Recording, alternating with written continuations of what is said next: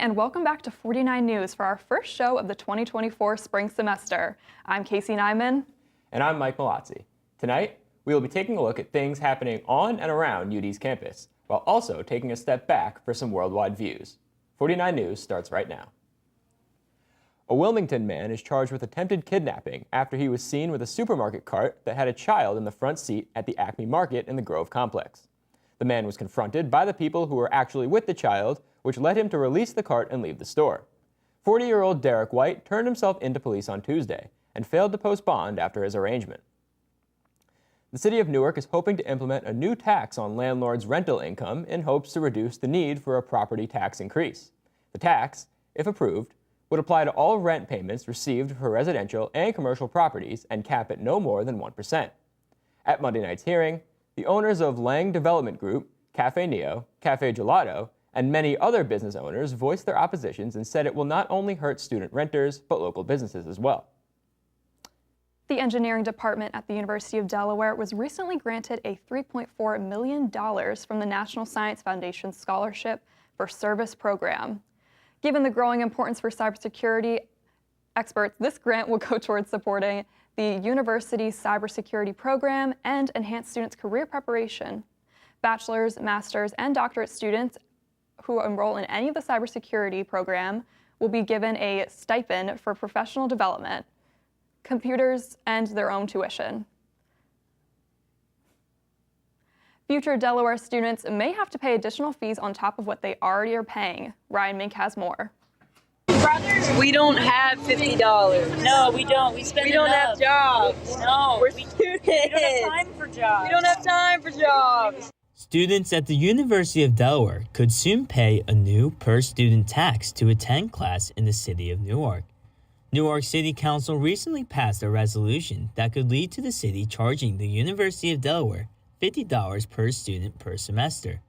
This fee could bring in an additional $2 million annually. However, this has led to resentment with students like Elliot Dobson, who has already made an online petition. The petition was to hopefully eliminate the fee entirely. Though the fee hasn't been legalized yet, how would students feel if they have to pay more than they already have to attend UD? Really, the students here is what keeps the economy moving, and I feel like without us, it's unfair that they're making us pay more when we really do so much for the town already. The university has said they were surprised to learn about the resolution, claiming there was no prior consultation on the topic. However, what action needs to be taken next for its students? I think the message I want to send to leaders is you need to be more transparent about these things. With the bill still in the chambers, there is still time to act before it passes. From 49 News, I'm Ryan Mink. Hello everyone, my name is Ryan Mink and this is your sports update. The University of Delaware's men's basketball team dropped its second straight game Monday night, 70-60, to Drexel at home. Delaware falls to 17-12 and 9-7 in NCAA action. Delaware finished 2 for 15 from beyond the arc, tying their worst three-point field goal percentage of the year at 13.3%. Christian Ray led all UD players with 12 points and 12 rebounds for his 7th double-double of the year, while Jair Davis tailed 11 points and a pair of blocks. Delaware returns to action on Thursday for senior night as the Blue Hens take on Northeastern at 7 p.m. The University of Delaware's women's basketball could not overcome the hump against Towson Sunday afternoon. The Blue Hens dropped a 70-57 road decision to the Tigers, splitting their regular season meetings. The girls are now 10-16 overall and 6-8 in NCAA play, with 4 games left in the regular season. The Blue and Gold are currently sitting in 7th place overall. The Blue Hens were led by Chloe Wilson, who had a season-high 23 points, grabbed 9 rebounds, and had 2 steals. The men's baseball team had a 10-9 setback against Lehigh. The team scored 7 runs over the final 2 innings, with 4 runs scored in the bottom half of the 9th. But the game-tying and game-winning runs wouldn't be stranded, as it wasn't enough to reclaim the lead in an exciting finish. Aiden Kane recorded a 2-for-3 outing with 3 runs, a homer, an RBI, and a walk, while Andrew Amato finished the day 2 for 5, with a dinger, 3 RBIs, and a double. Delaware opens the weekend series against Lafayette at home on Friday at 4 p.m. The University of Delaware softball team was defeated by Virginia 5-0 on Sunday during the final day of the Rawlings Classic. Delaware ended the weekend 3-1 overall against Iowa State, Lehigh, and Virginia. A couple of standouts over the weekend, as Morgan Hess has only allowed just one earned run in her last 3 appearances over 10 and 2 innings. Delaware would have played Delaware State for their home opener on today. However, due to inclement weather, it was postponed and their home opener will now be versus Maine on Friday. The University of Delaware's women's lacrosse team put on an offensive clinic on their senior day, defeating the Kent State Golden Eagles 18-4. Delaware scored 8 straight goals to start the first frame, as the win gives the Blue Hens a 4-1 record overall. 12 different Blue Hens tailed a goal, as Riley Ginn had a team-high 6 points on 1 goal and 5 assists. They still remained undefeated at home as they traveled to Georgetown on Saturday, March 2nd. The University of Delaware's men's lacrosse team was ranked in the nation's top 20 for the 3rd consecutive week. The Blue Hens come off a tough 11-10 loss on the road to Penn back on Saturday. Mike Robinson, J.P. Ward, and Jason Kolar had 2 goals each. UD looks ahead to Saturday, March 2nd, as the Blue Hens host number 13 Michigan at noon inside Delaware Stadium. That's all for sports. Now on the weather with Joe. Good evening. My name is Joe Davis, and I'm here with your 49 weather update. We are tracking rain this weekend, as well as a major cool-off from tonight into Friday. But don't worry, because there'll be plenty more heat coming our way the weekend, and maybe even some temperatures pushing the high 60s next school week. Watch out for that. In weather news, we are also looking at record-breaking high temperatures across the entire United States. Saturday morning, we are tracking yet another weather maker that you need to be aware of. We cannot seem to escape clouds and rain just as we clear from this day-long rain event here in Newark, when we're expecting another soaking on Saturday. This system will be moving right over our area and dropping about half an inch of rain over the course of the entire day. Moving on to our current weather conditions, it's currently 48 degrees here with a dew point of 42, and wind speeds are high at 21 miles per hour. Something important to note, we had over half an inch of rain recorded in the last 24 hours, and we're still getting our last bits of rain as we speak. Looking further in tonight, we're going to be getting our first glimpse of rapidly dropping temperatures before we shoot back up. Those clouds are going to be sticking around through the night, but the low will be a cool 30 degrees. Expect the sun to rise tomorrow around 6:30 a.m. and set just before 6 p.m. On your walk to class tomorrow, do not be fooled by the unseasonably warm weather we had these past few days. It will be going away until the weekend. If you packed up the rest of your winter clothes, you might want to bring back out your heavy jacket, a winter hat, and even some gloves if you're taking a bike. These temperatures still look like winter here in Newark, so be ready, especially if you have an 8 a.m. Temperatures 31 degrees and only looking to rise to about 43 by 4 p.m. It'll be fairly cold tomorrow. Taking a look at the 7-day forecast, we see that major cool-off through to Friday, followed by some outrageously high temperatures for this time of year. We're looking at more 60s as well as 67 degrees here on Tuesday. This is a trend we're seeing across the U.S. with these unseasonably high temperatures. Diving into some weather news, we saw some unique statistics come out of this past Monday in the world of weather. Just after 2023 was declared the warmest year on record, along with January 2024 being the warmest January on record, we're seeing more mind-boggling statistics from just this week. On this past Monday alone, the temperature was the hottest February 26th 232 cities had ever seen. Beyond that, major cities like Omaha, Des Moines, and Minneapolis had their hottest ever day in any February ever, sporting temperatures in the high 70s and 80s. The city of Fargo in North Dakota hit 61 degrees on Monday, which was the first time they had gone beyond 60 degrees in February in 66 years. Lastly, scientists predict that with the way the season is closing out, this winter is on course to be one of the top 10 warmest winters the northeastern United States has ever seen. That's all for your weather update. Now back to Mike with some more news. A popular Mexican restaurant in Christiana was closed Friday morning after a fire broke out inside. Employees at Border Cafe were forced out of the building at 11 a.m.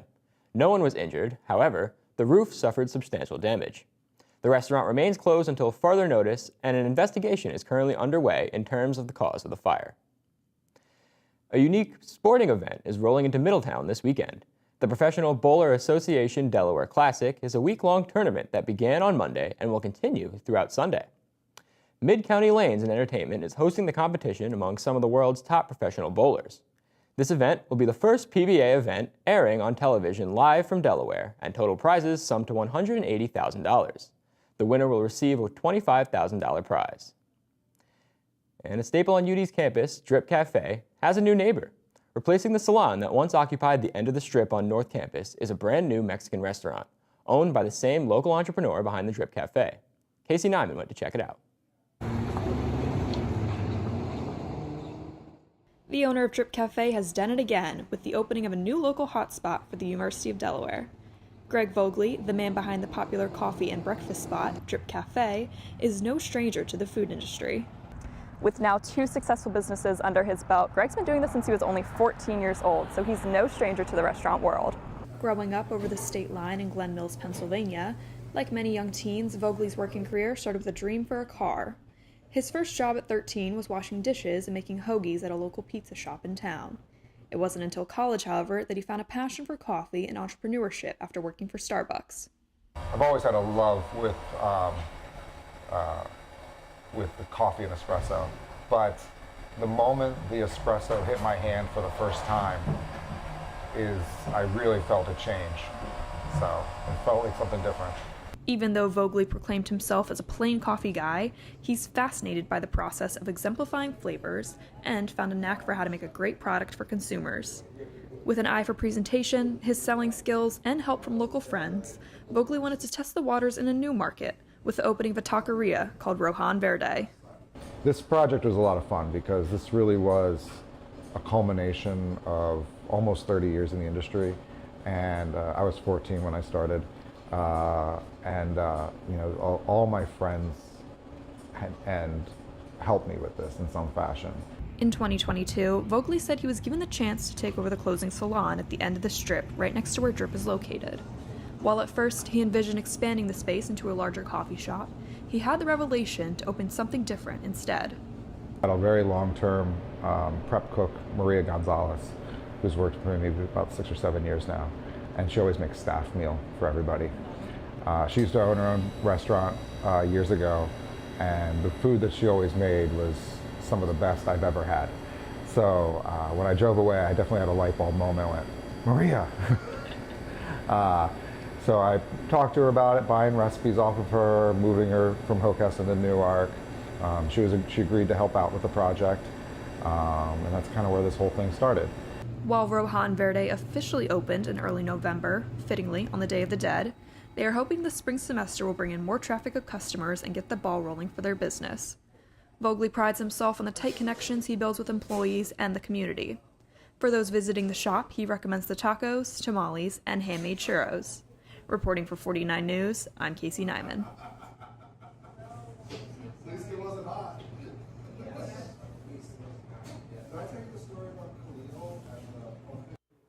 The first state was recently ranked amongst one of the best states for women. A study by WalletHub compared the 50 states using indicators of living standards such as median earnings, women's health care, and female homicide rate. Along with Massachusetts, Minnesota, Vermont, Maine, and New Jersey, apparently Delaware is one of the best places to live and succeed as a woman. The Firefly Music Festival is not showing signs of returning to Delaware this year. Despite its promise to, many fans are confused as Firefly has not mentioned anything about the people performing, ticket prices, or the location of the festival. Alongside this, Firefly has yet to post any additional updates on its website and other social media platforms since 2022. Past Firefly attendees are speculating that the festival has lost many fans and funds since 2022, and this is why they are not communicating with the public. However, some fans are staying hopeful that Firefly will happen this year and that they might just be getting late notice about it. Only time will tell for this popular event. Recently, the University of Delaware announced that they will limit spending due to financial budget cuts with the rising healthcare costs in Delaware. UD is attempting to bounce back by putting a freeze on hiring, travel, and projects. According to UD President Dennis Asanis, this year's 2024 fiscal costs are projected to spike between $20 million to $40 million. In a statement released at the beginning of February, Asanis said, quote, "These steps represent a strategic approach towards balancing, conserving, and growing university resources as we continue to provide the high-quality education that our students expect from UD both now and into the future." These cuts are being implemented in all areas of the university and are already hitting close to home. Unfortunately, student media is now taking a hit as the comm department has pulled out of original plans to host a spring fundraiser. According to president of STN and senior communications student AJ Rubinetti, the department was originally hoping to partner with STN to put together a promotional video and fundraiser. Rubinetti and past presidents have long been trying to raise support and funds for new equipment and resources to boost the network. I'm aware that there's, a current hiring freeze and spending is, not, allowed in certain areas of the university, like university-wide. I know there's like a hiring freeze and money constraints and things like that, but it just really frustrated me because they had reached out to me first and then they went back on their word. And it's just really unfortunate because, at one point in time, it sounded like the comm department wanted to work with us and really wanted to support STN and help us grow.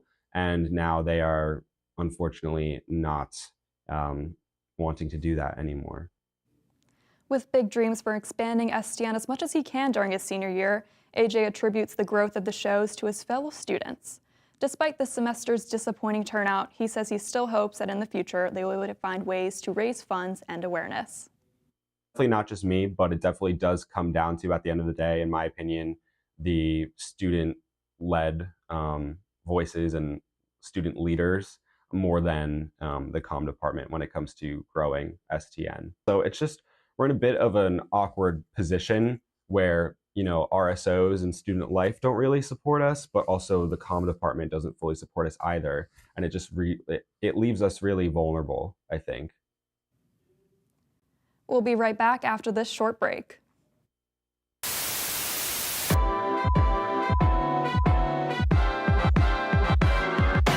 49 News starts right now.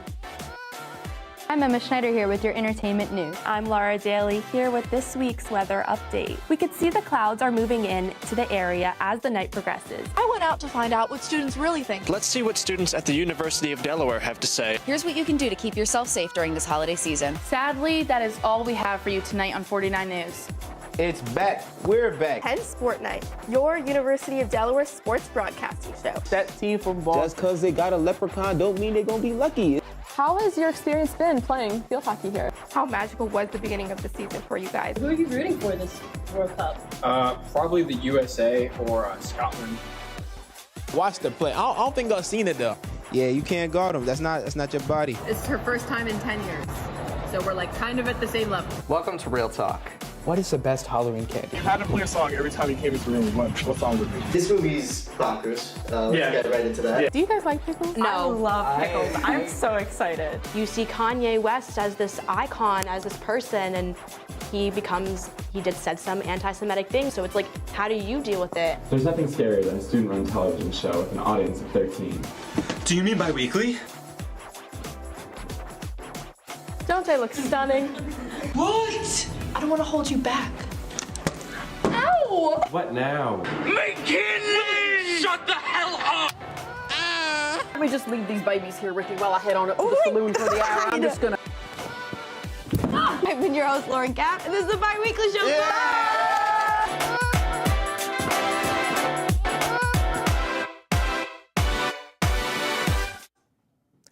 A landmark study found that Xolair allowed people with certain food allergies to safely consume small amounts of those foods without triggering reactions.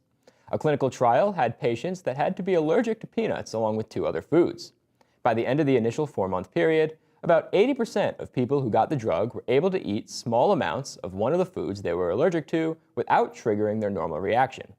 Doctors noted that Xolair is not a cure, and patients still need to avoid the foods they are allergic to. However, they are a tremendous layer of safety, doctors say. In more nationwide news, Americans are spending more of their income on food than they have in 30 years. According to the USDA, these high grocery and restaurant prices are a result of rapid inflation. By the end of 2023, consumers were paying nearly 20% more for the same basket of groceries as they were in 2021. Many restaurants and food companies point to increased labor costs, or in other words, increased minimum wages, as a critical factor in these price increases. And scientists in Japan have reached new heights this past weekend, successfully communicating with a moon lander. Scientists are hoping to find clues about the origin of the moon by comparing mineral compositions of moon rocks to Earth rocks, but the first step was a successful landing. The moon lander, named JAXA, was considered a, quote, miracle after surviving much lower temperatures than anticipated and originally landing upside down. JAXA was able to regain power after 8 days, and hopefully scientists will be able to learn more about how the moon came to be. AT&T has announced that they will offer a $5 credit to those affected by Thursday's widespread network outage. Tens of thousands of customers reported losing cell phone service for most of the day, impacting their ability to connect with friends and family. AT&T is working towards making things right to their valued customers and addressing their concerns. Does trying to code leave you with teardrops on your guitar? Well, consider yourself fearless, because Professor Bender is teaching a Taylor Swift-inspired Basics of Coding workshop. Serafina Carolla has the love story. You will see that we have this new file. Look what you made me .do. Calling all Swifties. UD is offering an introductory coding workshop titled Data Enchanted, entirely themed around Taylor Swift. The workshop is taught by Professor Catherine Bender, who noticed some students in her Introduction to Econometrics course were struggling with basic data concepts. This is the first time that they're actually working with data, and they have no idea how to, right? Which is not the students' fault. It's not really part of our curriculum. So I wanted to create a workshop series where students could get introduced to that data. Keeping students engaged and interested in course content has always been a challenge, but now more than ever in a time of TikTok and short attention spans, professors need to get creative on how they're going to keep their students' interests.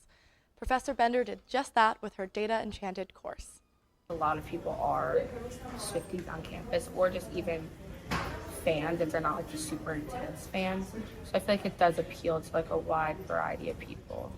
After witnessing her students' excitement over Taylor Swift, Bender decided to give coding an entirely new reputation. I mean, I had students with literal shrieks of excitement when I first mentioned it.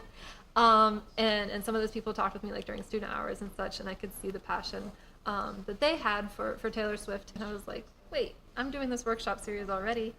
I can just make it Taylor Swift themed. So I submitted for a grant through our ATS department here, and found out at the end of August that I received this $5,000 grant to run it, which was great. The grant allowed her to fully bring Data Enchanted to life. Prior to the first workshop session, Bender hosted an informal networking event where students got to know one another, as well as other faculty members, over friendship bracelet making and snacks. The first year of teaching was COVID year. So it was chaotic, and I feel like we lost a lot of opportunities for just informal interactions. So that was one thing that I wanted to have as part of this workshop series, was a bit more sense of a community. I mean, right, like that's what Taylor Swift has built, such a community, right? In addition to appealing to student interests, Bender understands the importance of community in a classroom setting. This allowed her to create a fun learning environment where students can feel more comfortable asking for help. Yeah, so I've gotten really good feedback from the students who have participated in it. They find it valuable, which is something that I think, they feel like it's challenging. And that's the other thing too, is that, it's fun for the students, but it's also fun for me. It is also to be noted that economics and most business majors have been historically male-dominated. That said, Bender is proud to roll out an economics workshop inspired by a powerful woman, which can help attract more women to economics courses. I feel like at the moment Taylor Swift is the most influential person, so it makes sense for her to have this kind of class. And I feel like more people, especially women, will be more compelled to do something relating to economics and seeing how big of an influence she has on people. I think that, if just giving any students a chance to see their life in the material that you're working in, or their interests represented there, I think is great. And I want to help all students, whether you're super motivated on it or not, and if I can help with your motivation, I'm happy to do that. From 49 News, I'm Serafina Carollo.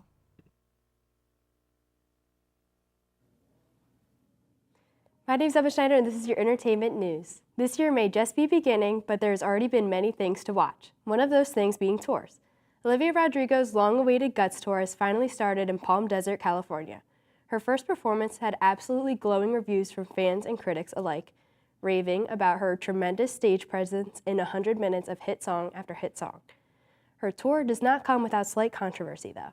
Like the Taylor Swift, tickets to Olivia Rodrigo's tour skyrocketed quickly, and looking on resale sites, tickets to a show have gone up to $1,000 to set your eyes on the pop star. I personally am feeling the jealousy about not being able to see Olivia. Speaking of Taylor and tours, the Eras Tour has continued its run, and the pop star will be in Singapore this upcoming weekend after wrapping up in Australia a few nights ago. On Taylor's way out of the country, a few hours after the tour ended, her father found some controversy after allegedly assaulting a paparazzi. The paparazzi went to police to report the attack, but said he was not seriously injured by the altercation. Taylor's team has spoken out that the paparazzi was aggressively shoving towards Taylor and threatening her staff, but did not acknowledge the assault claims. Fans have taken to social media with the hashtag #FreeScottSwift, and police in Australia have said they are still investigating the situation even after the Swifts have left the country. Another performance to be on the watch for is Ryan Gosling at the Oscars performing I'm Just Ken on March 10th. Earlier in the month, Ryan had said that he had not been approached to perform, especially since the song did not receive a nomination from the Academy. The song was not the only part of the film that went unnominated, with both star Margot Robbie and director Greta Gerwig getting snubbed. But Barbie did receive 8 nominations, so they will see some spotlight. Moving away from the Oscars a bit, there's not really too many exciting movie releases to be on the lookout for, or even good movies currently out. Madam Web, a Sony Spider-Man Universe film, has been out for a little less than 2 weeks and has a 12% on Rotten Tomatoes. It has failed so miserably in the box office that they have already decided to end the franchise. This is surprising for a film that has a cast consisting of Sydney Sweeney and Dakota Johnson, but when your Spider-Man universe has no Spider-Man, you will have an opening with the $26 million weekend in the box office.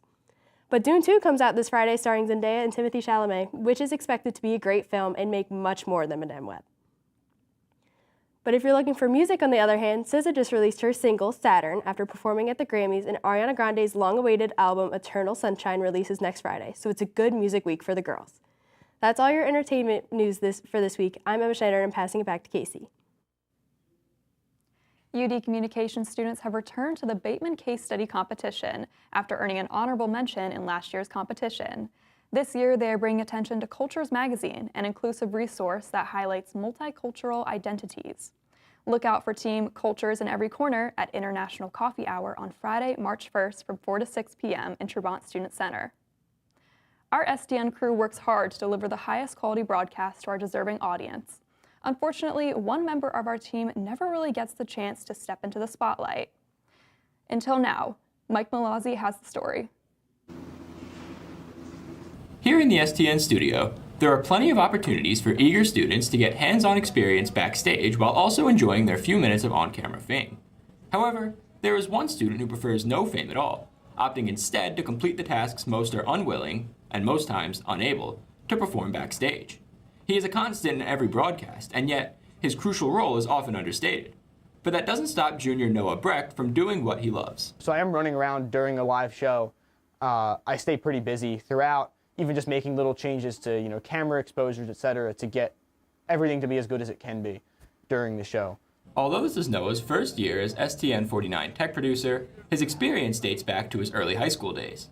His role in the studio comes with many responsibilities, ranging from operating production equipment to even making repairs when necessary. The job can be tiring, demanding, and even a bit stressful, especially considering that Noah is the only student tech producer for all STN 49 productions.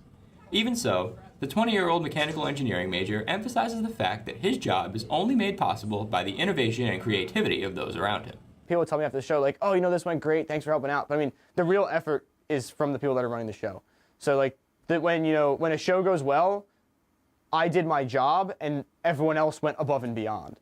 While Noah may try his hardest to keep himself out of the spotlight, his contributions are not overlooked by the STN team.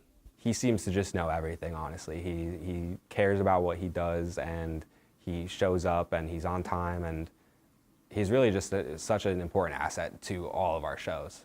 By the end of this semester alone, Noah will have accumulated nearly 200 hours of hard work in the studio.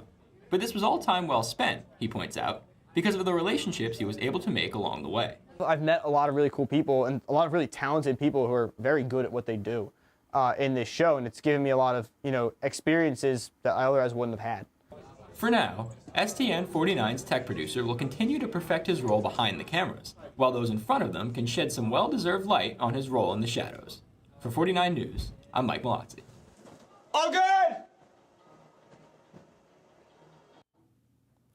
That's all we have for tonight's show on 49 News. Make sure to tune in for our next show on March 13th.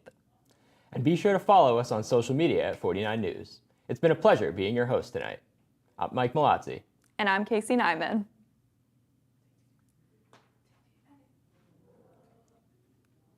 From all of us here, have a good night and stay safe.